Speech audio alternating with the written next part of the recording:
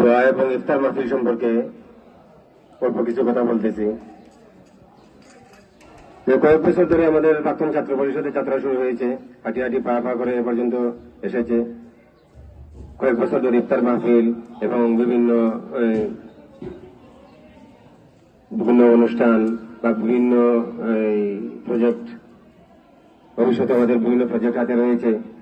বা গত বছরও 1987 ব্যাচের এসএসসিদেরকে ক্রেশ দেওয়া হয়েছে, আর এবছর 1987 থেকে 2000 সাল পর্যন্ত পেশাজীবীদেরকে সম্মাননা স্মারক দেওয়া হচ্ছে, যার স্পন্সর করেছেন রাহমা কনভেনশনাল হল আশকান্দির পরিচালক। তো আজকে ইফতার মাহফিলের সময় অল্প, তারপরে যারা দেশে বিদেশে থাকেন সবাই সব সময় কয়েক বছর ধরে আরো বিভিন্ন অনুষ্ঠানে বা আমাদের প্রাক্তন ছাত্র পরিষদের পক্ষ থেকে যে অনুষ্ঠান হয়েছে এগুলাতে দেশে বিদেশে যারা আছেন সবাই সাহায্য সহযোগিতা করেছেন, তাদের জন্য আমরা দোয়া করি।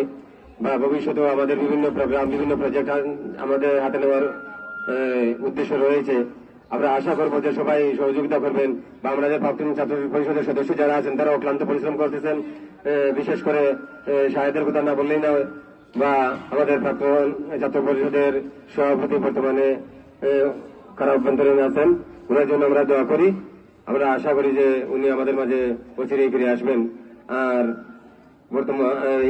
বিদ্যালয়ের বর্তমান প্রধান শিক্ষক নুর ইসলাম ভাই বা মামুন ভাই, আরো যারা সিনিয়র আছেন, তাদের সুস্বাস্থ্য দীর্ঘায়ু কামনা করি। আমি আমার বক্তব্য এখানে শেষ করতে চাই। আসসালামু আলাইকুম।